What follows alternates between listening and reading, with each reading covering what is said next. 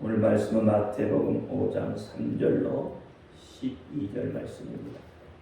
마태복음 5장 3절로 12절 말씀입니다.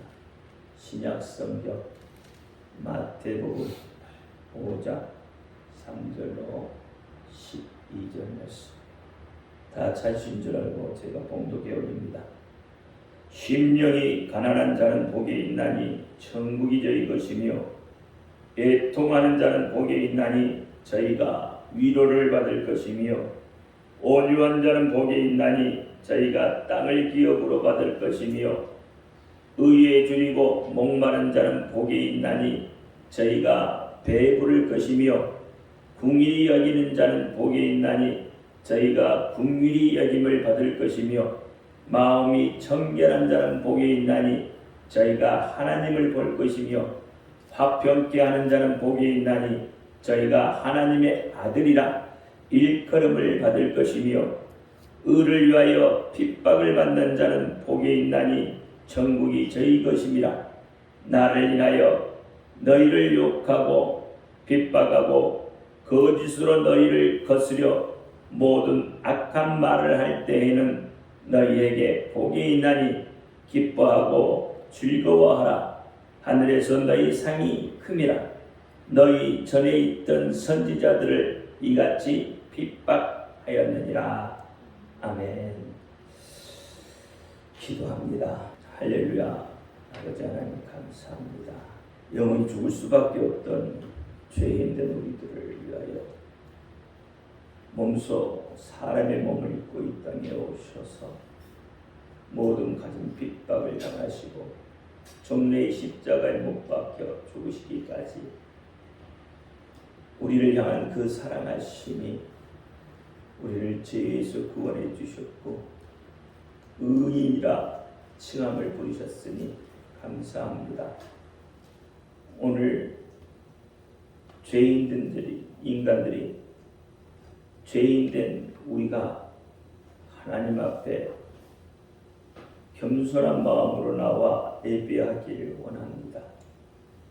우리의 몸과 마음과 뜻과 정성이 하나님 앞에 연락되기를 원합니다. 오늘 종이 마태복음 5장 3절로 12절 말씀을 가지고 누가 위로를 받나라는 내용으로 은혜를 나누고자 합니다. 종이 비록 부족하고 연약하고 입술이 우둔할지라도 오늘 종의 입술을 들어 사용하여 주옵시고, 종의 입술에 진리의 말씀, 생명의 말씀을 부어주셔서 온전히 진리 되신 생명 되신 예수 그리스도만을 증거하게 하여 주옵소서.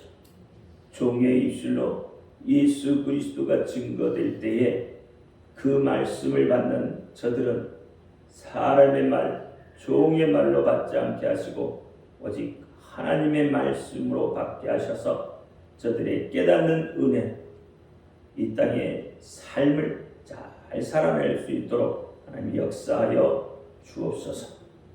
오늘도 함께 하실 줄 믿사오며 우리 주 예수 그리스도 이름으로 감사하며 기도하옵나이다. 아멘. 오직 예수, 우리 예수님밖에 없습니다. 우리를 구원하실 분도 예수님 한 분밖에 없습니다.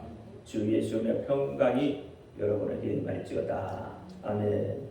베드로의 신앙 고백합니다. 예수님 당신은 그리스도시요 살아계신 하나님의 아들이십니다.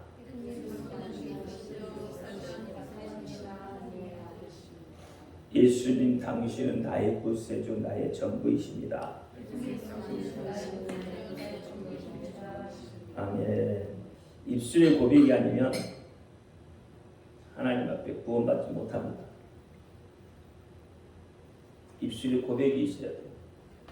입술의 고백은 곧 믿음이에요. 믿음이 있는 자가 입술로 고백하는 거예요. 그렇죠? 믿음이 없으면 아무리 이야기를 해도 입술로 고백할 수가 없어요. 입술에 말이 나오지 않아요. 그건 자기 혼자 믿는 거죠. 그렇죠? 우리가 세상 사람들한테 그렇잖아요. 예수 믿으라고 그러면 세상 사람들이 뭐라고 그래요? 나도 믿고 있다고 하죠. 어떻게 믿고 있다고요? 마음속으로 믿고 있대요. 그러면 그 사람이 믿는 사람이에요? 안 믿는 사람이에요? 안 믿는 거거든요. 마찬가지예요. 우리 그리스도인이라고 하면서 예수가 그리스도라고 고백하지 않으면 믿지 않는 거예요. 그래서 예수가 그리스도라고 틀린 입술로 고백해요. 제가 왜 자꾸 입술로 고백하지 합니까? 주는 그리스도시요 살아계신 하나님의 아들이라고.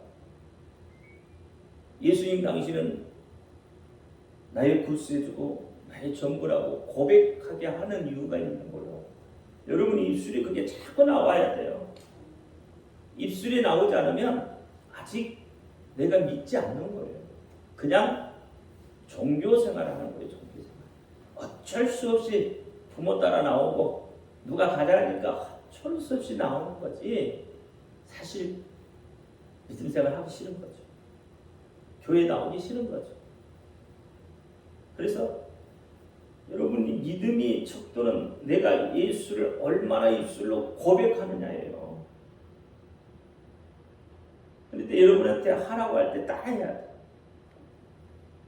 그래야 자꾸 믿음이 생기고 믿음이 자라는 거예요. 그리스도인은 조용해가지고는 절대 믿음이 자랄 수가 없어요. 전도왕이라고 한 사람들 한번 보세요. 어떻게 하나요? 얼마나 시끄럽습니까? 예수 전하려고. 그러니까 내 성격이 조용하다 아니에요. 예수를 믿는 그 믿음, 예수를 믿음으로 인해서 구원받는 기쁨이 있으면 조용히 하고 싶어도 조용할 수가 없는 거예요. 우리가 세상을 살다 보면 문제 없는 사람이 한 사람도 없습니다. 누구나가 다 어떤 문제든지 다 안고 살아가요. 그 문제의 종류와 강도가 조금 다를 뿐이지 다 문제 속에 있다 이 말이에요. 그래서 우리 속담에 이런 말이 있어요. 천석지기 천가지 걱정, 만석지기 만가지 걱정이다 라고 했어요. 또 가지 많은 나무 바람 잘 날 없다고 하는 거예요. 그만큼 문제 속에서 살고 있는 거예요. 우리는 이렇게 인생의 문제 속에서 허덕이면서 사실 마음의 평안을 잃어버리고 살아요. 그런데 1000가지 문제, 10,000가지 문제 속에 하나의 답이 있어요. 그게 바로 예수 그리스도입니다. 예수 그리스도가 인생 문제의 답이다 이 말입니다. 어떤 문제를 갖다 대도 결국 답은 예수 그리스도예요. 아무리 풀릴 것 같지 않는 문제의 해답 역시 결국은 예수 그리스도예요. 예수님 한 분이면 인생의 모든 문제가 해결된다 이 말입니다. 예수님 말고는 답이 없고 세상 방법으로 여러분 인생 문제의 답을 해결하려고 해보세요. 어떻게 풀어지는 것 같지만 결국은 어떻게 다시 꼬이게 되어 있는 거예요. 이게 세상 방법이에요. 우리 인간을 창조하신 분이 누구세요? 하나님이세요. 예수님이 하나님이세요. 우리 인간을 창조하신 그분이 우리의 문제를 모르시겠느냐 이 말이에요. 어떠한 문제, 어떤 일이 일어날 것인가 하고 그분이 알고 계시잖아요. 흙에 먼지로 만들어 놓은 잖아요. 정말로 보잘것없는 생명도 살아날 수 없는 흙에 먼지로 만들어 놓은 우리를 하나님이 모르시겠냐고. 예수님이 모르시겠냐고. 아신다니까요. 그래서 답은 예수 그리스도라. 오늘 본문에 예수님의 말씀은 산상수훈이라고 합니다. 이 5장, 6장, 7장, 8장, 9장, 10장까지 이 산상수훈의 말씀이에요. 근데 이 산상수훈의 말씀은 오늘 이 본문에, 특히 본문에 있는 말씀은 각 구절마다 다 다른 것 같이 보이지만 여러분 체인같이 연결이 되어 있어요. 체인은 어떻게 해요? 하나가 빠지면 못 쓰게 되는 거예요. 그래서 어떻게 똑같은 모형으로 똑같은 간격으로 똑같은 유격으로 묶여져 있는 게 체인이에요.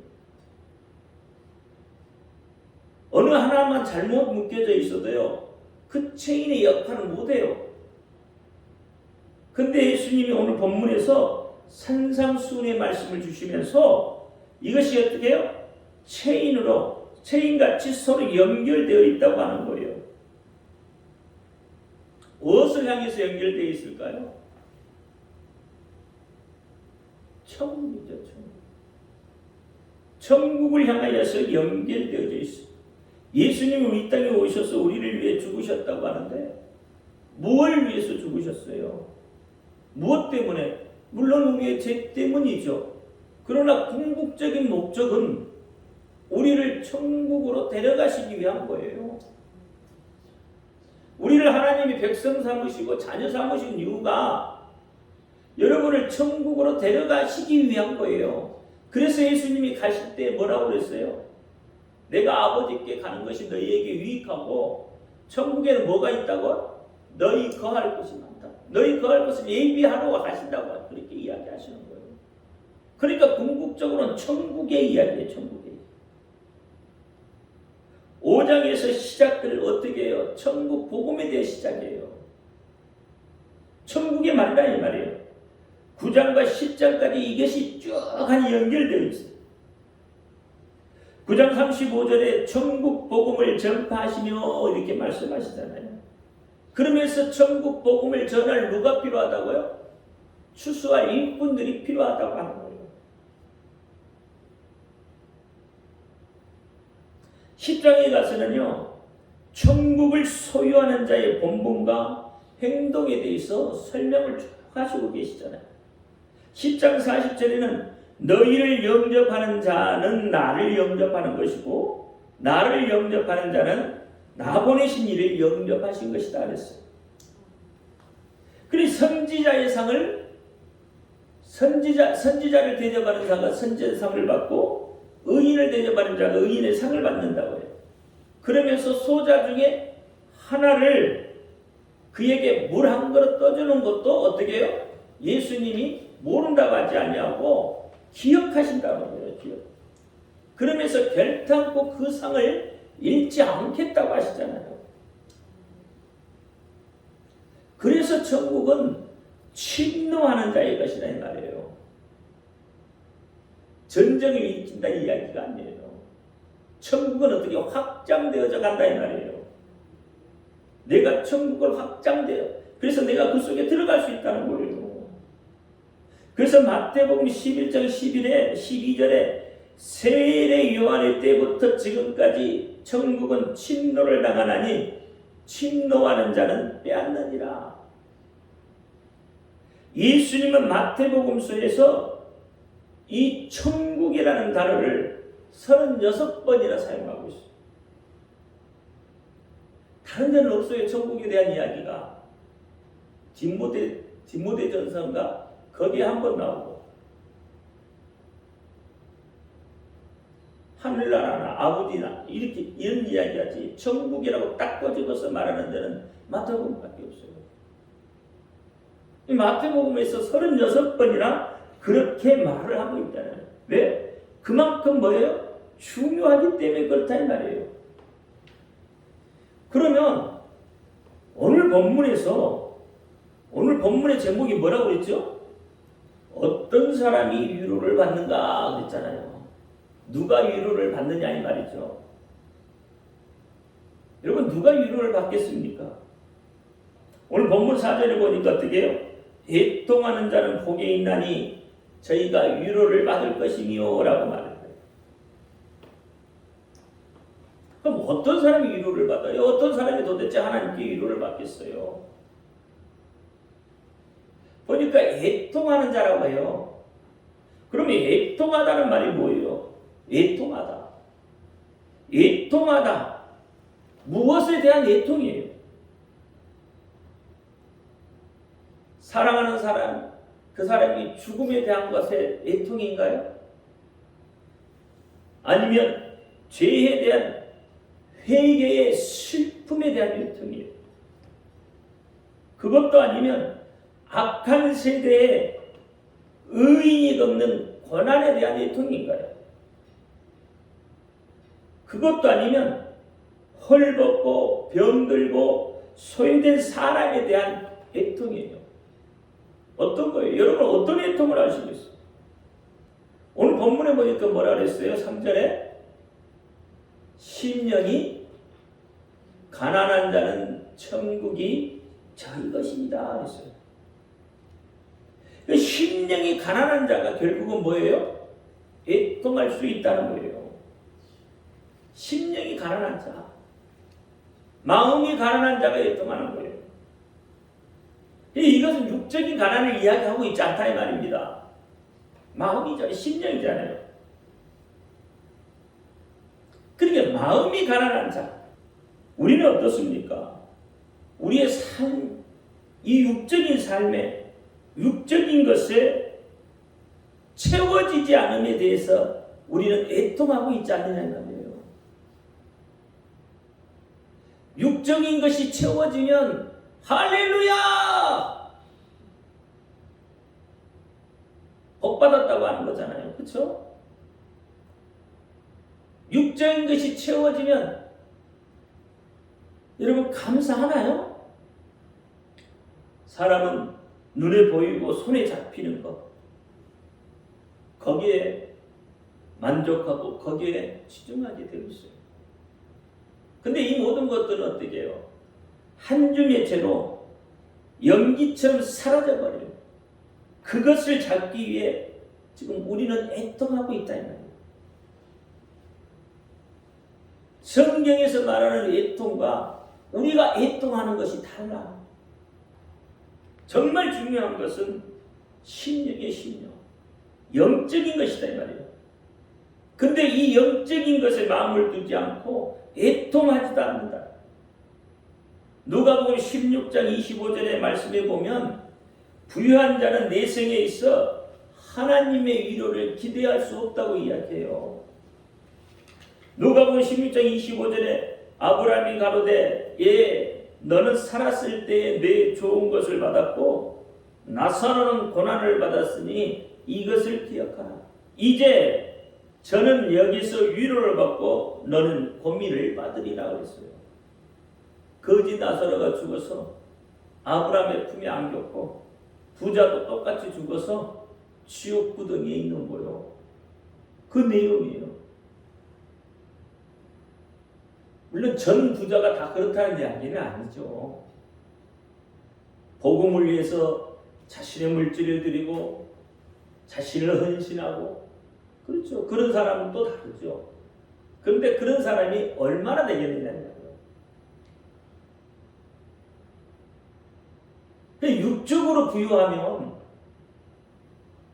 육적으로 부유하면 하나님의 위로를 받을 수 없다고 하는 거예요.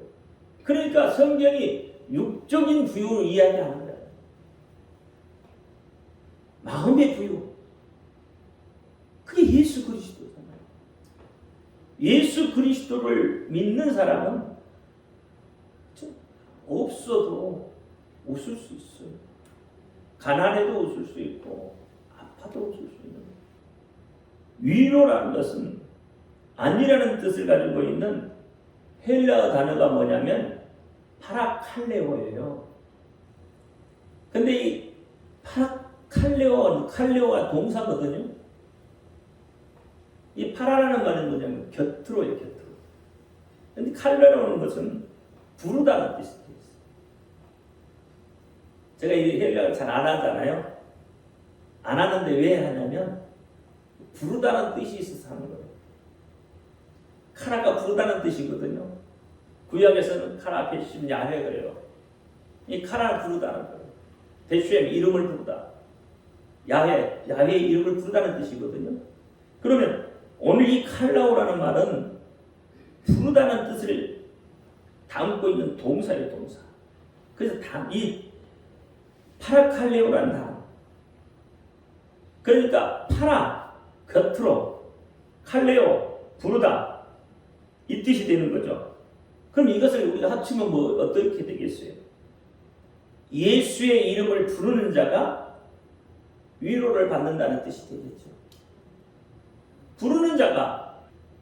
그래서 입술의 고백이 필요하다고 하는 거예요. 제가 처음에 뭐라고 그랬어요? 입술의 고백이 여러분의 믿음을 성장시키고 여러분이 예수의 사람으로 만드는 거예요. 이게 성경이 자꾸 부르라고 하는 거예요.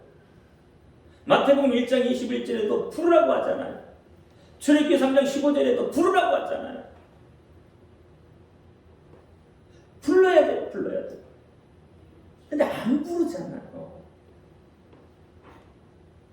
고백을 안 한다 이 말이에요. 안 부른다는 이야기는. 이처럼 하나님의 위로를 받으려면 불러야 돼요. 예수의 이름을 불러야 돼요. 하나님의 위로는 막연한 위로가 아니라 이 말이에요.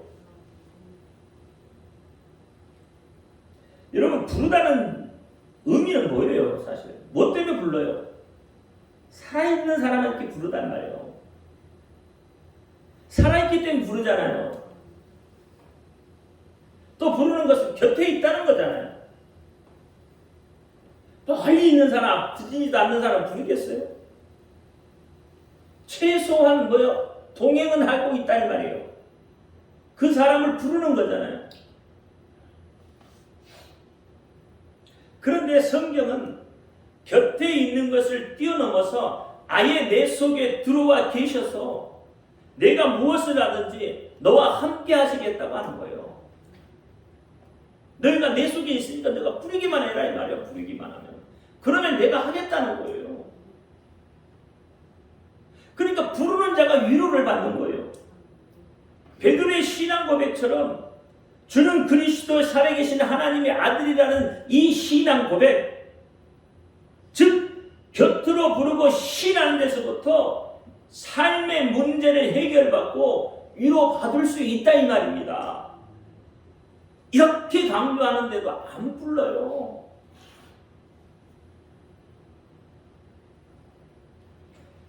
본문에 어떤 자가 위로를 받는다고 해요? 복 받는 자, 애통하는 자는 그렇죠? 애통한 자가 그러니까 결국은 뭐예요? 복을 받는 자다 이 말이에요. 이렇게 복 받는 자가 위로받고요. 복 받는 자만이 애통할 수 있고요. 복 받는 자만이 눈물을 흘릴 수 있는 거예요. 왜냐하면 하나님의 말씀을 듣고 있기 때문에. 하나님의 말씀이 들려지지 않으면 애통할 수가 없잖아요. 그렇잖아요. 하나님의 말씀이 안 들려지는데 어떻게 애통하겠어요? 그러니까 하나님의 말씀을 듣고 있기 때문에 애통할 수 있는 거예요. 그래서 하나님의 말씀은 살아있다는 거예요. 그래서 하나님의 말씀은 우리의 심령을 쪼갠다고 하는 거예요. 히브리서에 써있잖아요. 하나님의 말씀은 살아. 운동력이 있어. 좌우의 어떤 날성검보다 예리하고 우리의 몸과 마음과 찔러 쪼개기까지. 우리 골수를 찔러 쪼개, 마음을 찔러 쪼개, 생각을 찔러 쪼개, 다 찔러 쪼개입니다. 그러면서 우리 감찰하시잖아요. 하나님의 말씀을 듣는 것 외에는 없어요. 하나님의 말씀을 잘 듣는 사람이 복 받는 거고요. 하나님의 말씀을 잘 듣는 사람이 애통하는 거고요. 하나님의 말씀을 잘 듣는 사람이 삶의 문제가 해결받는 거예요. 이 진리예요, 진리. 하나님의 말씀을 잘 듣지 않고 안 들려지기 때문에 자꾸 사람 방법 쓰잖아요. 세상 방법 쓰잖아요. 하나님 예수님이 답이라고 해도 여러분 그게 안 믿어지는 거예요. 세상 방법 동원하려고 하잖아요. 자꾸. 1000가지 문제에 한 가지 답이다. 어차피 박혜정 권사가 나한테. 그래서 오늘 본문 말씀 인용을 하고.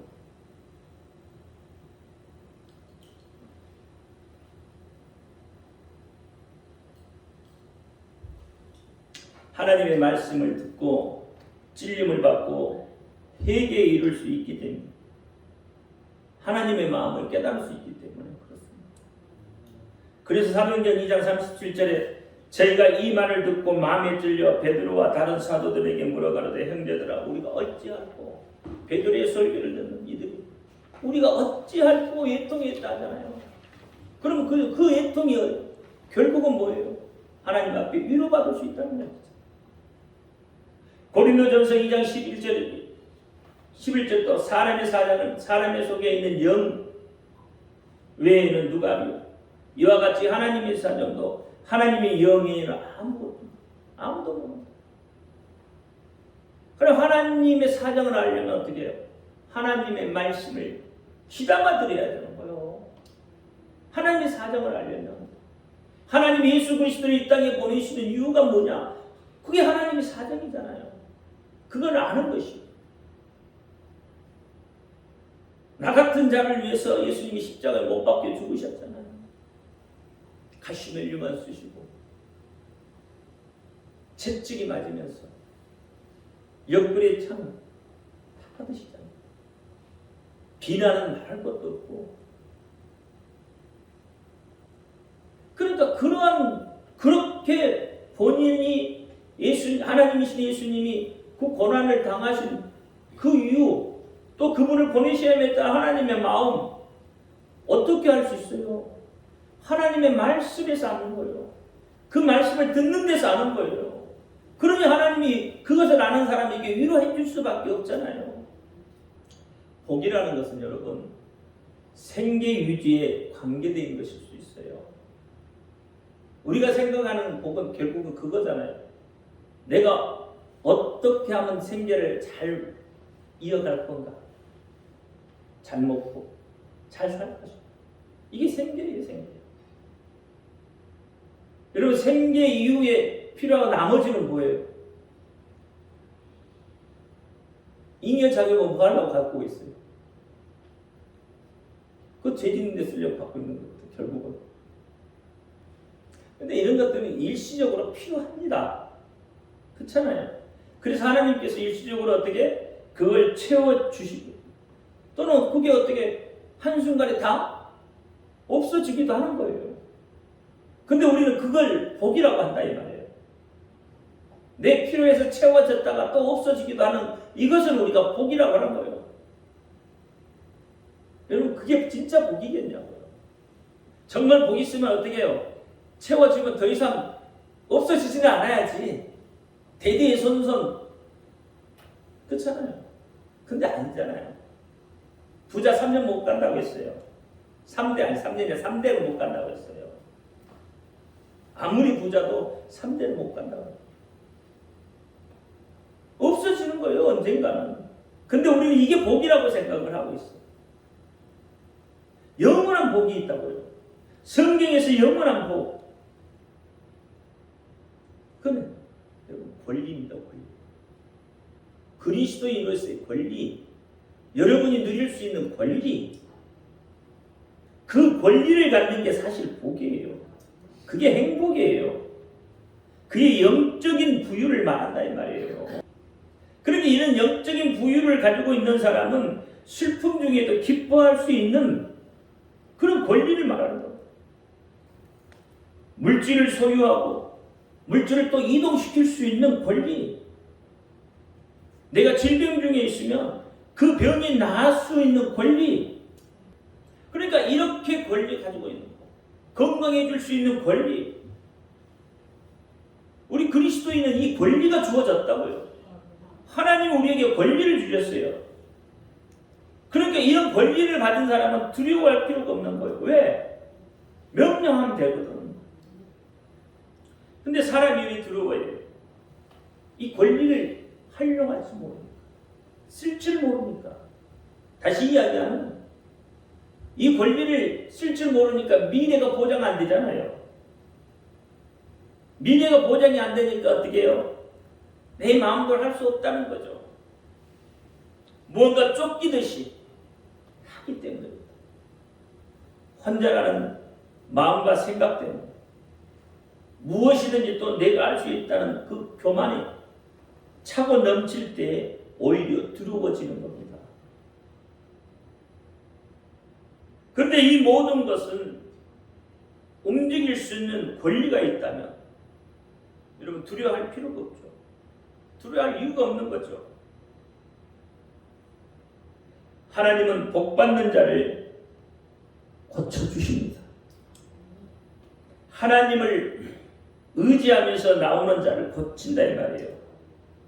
근데 믿지 않으면 고쳐주지 않습니다. 구원도 그래요. 아무나 다 구원해 주시는 게 아니에요.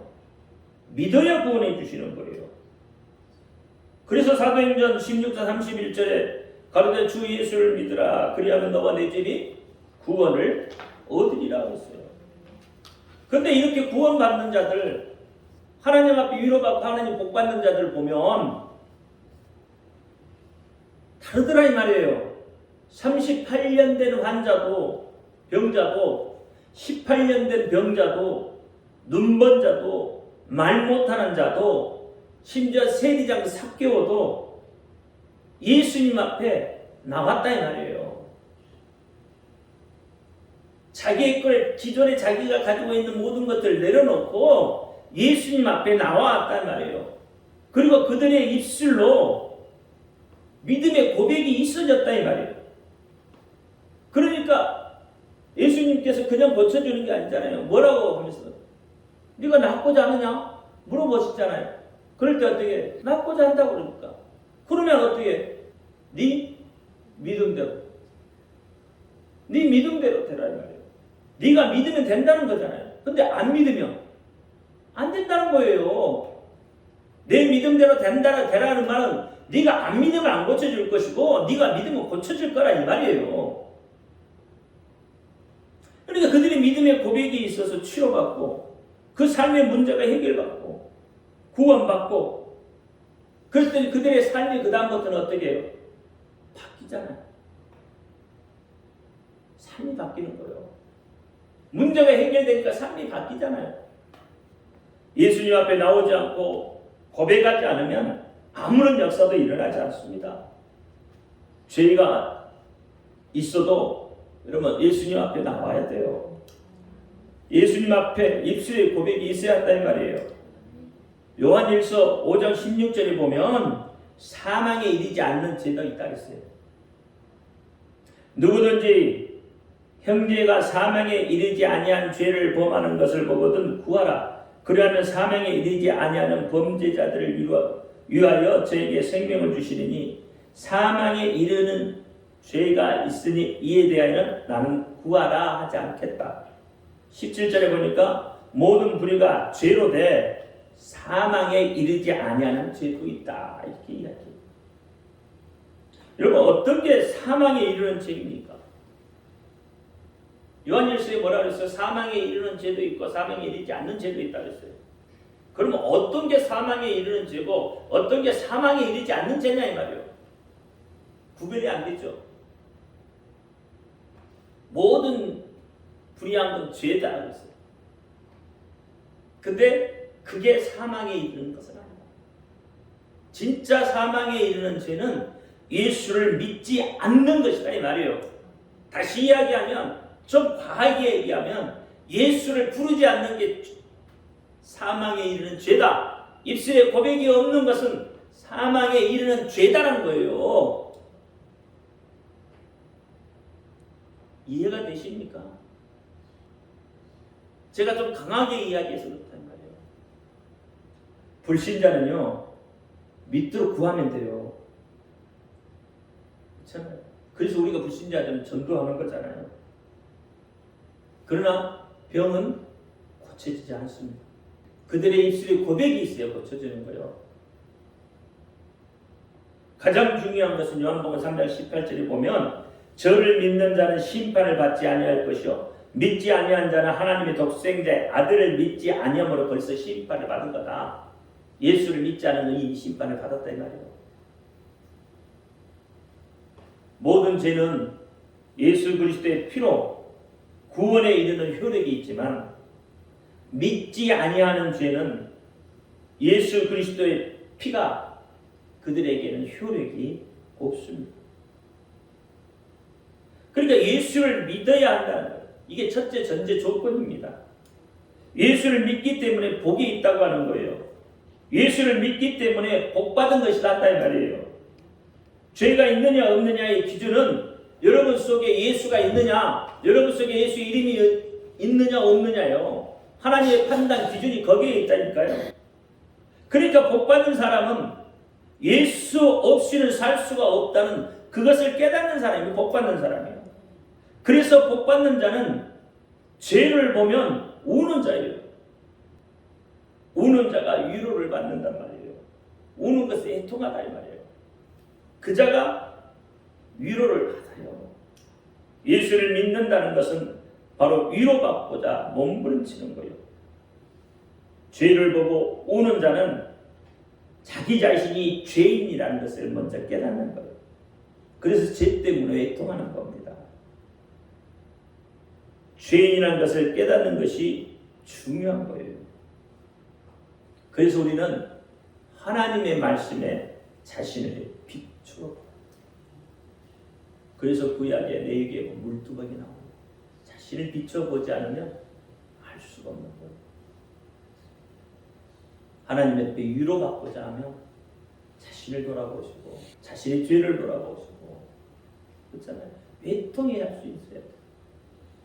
그 자가 하나님 앞에 위로받습니다. 그 자가 하나님 앞에 복받은 자요. 잘 깨닫기를 예수 이름으로 축원합니다. 기도합니다. 할렐루야. 아버지 하나님 감사합니다. 오늘 말씀을 통해서 어떤 자가 위로를 받나 하고 있습니다. 우리가 애통해하며 하나님 앞에 위로받을 수 있는 정말 우리를 돌아보고 우리의 죄의 모습을 바라보며 애통해야 할 수 있는 우리의 입술의 고백이 예수 그리스도가 될 수 있도록 하나님 역사하여 주옵소서. 예수 그리스도 이름으로 감사하며 기도하옵나이다. 아멘.